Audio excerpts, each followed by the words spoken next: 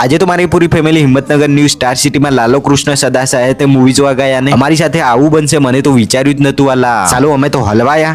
નમસ્કાર વાલા, હું રાખું લોકો બિલોડાર બોલી ગુજરાતનો આ દેશ સ્વાગત છે તમારું નવા વિડીયોમાં. ફાઇનલી આજે તો ખરાબ બપોરે નીકળી ગયા લાલો મૂવી જોવા અને રસ્તામાં મળી ગયા સબસ્ક્રાઇબર. એમની મુલાકાત કરી સાગરને બંને નીકળી ગયા હિંમતનગર જવા માટે વાંકાનેર સ્ટેશન તરફ. અને ખુશી તો એ વાતની છે કે આજે તો સાક્ષાત કૃષ્ણ ભગવાનના દર્શન થવાના છે. ફટાફટ અને જર્જર સ્ટેશન પર આવી લાગી ગયા બસની વેઇટિંગમાં. પછી 10 મિનિટ રાહ જોયા બાદ આવી ગઈ લાલ બોર્ડ વાળી રાણી એક્સપ્રેસ બસ. લપાક દઈને બેસી ગયા બસમાં ને 120 ની ટોપી પહેરીને 40 કિલોમીટર કાપી પહોંચી ગયા હિંમતનગર બસ સ્ટેન્ડ. બસમાંથી તો ઉતર્યા જ નતા ને લાગી ગઈ બાર તો પેસેન્જરોની લાઈન. તો શું તમે પણ હિંમતનગર થી છો? તો પછી કરી દો એક મસ્ત કોમેન્ટ મારા વાલા. એકચ્યુઅલી માં આપણે જવાનું છે ન્યૂ સ્ટાર સિટી અને આપણી પૂરી ફેમિલી પહોંચી ગઈ છે પેલાથી સ્ટાર સિટી. પણ મારે તો પેટમાં બોલે છે ઉંદરા, એટલે આવી ગયા બસ સ્ટેન્ડ ની એક્ઝેક્ટ આગળ કૃષ્ણા દાબેલી સેન્ટર માં દાબેલી ખાવા માટે. પછી દાબેલી ખાઈ ચાલતા ચાલતા નીકળી ગયા સ્ટાર સિટી તરફ. રિક્ષા તો મળી જ જાય પણ આપણે બચાવતા પૈસા એવું તો કઈ જ નતું. આ તો પર્સનલ ગાડી આવતી હતી એટલે વાલા. અહીંયા તો આજુબાજુ ટ્રેન જ દેખાય છે. ઘડીક તો મને એવું લાગ્યું કે હું તો ટ્રેન ની સફર કરવા નીકળી ગયો છું. મોતીપુરા પોકેને જોવા મળી ગઈ ઇન્સ્ટાગ્રામ દોસ્ત એવા PRK ભાઈ ની R15 બાઈક. મુલાકાત કરવી હતી પણ આ ટ્રાફિકમાં ક્યાં ગાયબ થઈ ગયા કઈ ખબર જ ના પડી. એટલામાં આપણે લઈ લીધી સ્ટાર સિટી સુધીની લીપ. અહીંયા આવતા જ નજર પડી ગઈ ચણિયાચોળી પર. એકચ્યુઅલી માં અહીંયા હું 10 વર્ષ પછી આવ્યો છું અને આજે મારી બાની ચકુનો બર્થડે છે. બર્થડે વિશ કરીને પકડાવી દીધી ચોકલેટ. અને આજે તો સિસ્ટર કાનાને પણ સાથે લાવ્યા છે.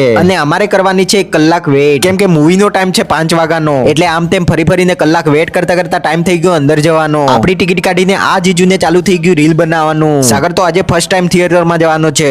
ઓહો, થિયેટરમાં જતા પહેલા આવું બધું પણ ચેકિંગ થાય મને તો આજે ખબર પડી. અંદર આવતા સિસ્ટર જીજુને તો ઝટકે એન્ટ્રી લઈ લીધી ને અવાજ આવ્યો એ બેન હોય થોડી વાર લાગશે કે.